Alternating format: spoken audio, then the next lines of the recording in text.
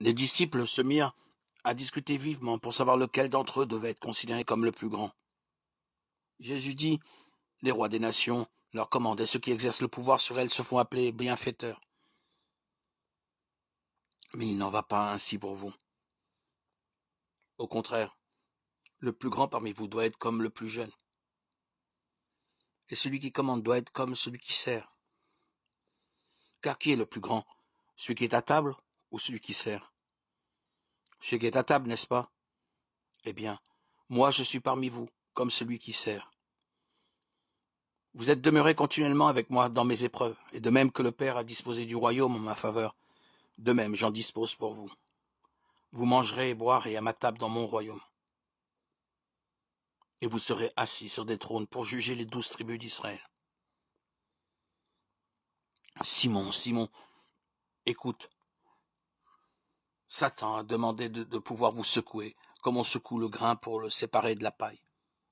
Mais j'ai prié pour toi, afin que la foi ne vienne pas te manquer. Et quand tu seras revenu à moi, fortifie tes frères. Pierre lui dit, Seigneur, je suis prêt à aller en prison avec toi et à mourir avec toi. Jésus lui répondit, je te le déclare. Pierre, le coq ne chantera pas aujourd'hui avant que tu aies affirmé 3 fois que tu ne me connais pas.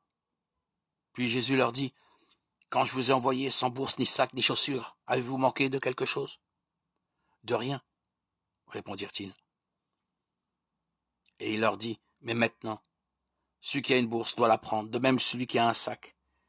Et celui qui n'a pas d'épée doit vendre son manteau pour en acheter une. Car, je vous le déclare, il faut que s'accomplisse en ma personne cette parole de l'Écriture. Il a été compté parmi les malfaiteurs. En effet, ce qui a été écrit à mon sujet va s'accomplir. Les disciples dirent, Seigneur, voici 2 épées. C'est assez, répondit-il.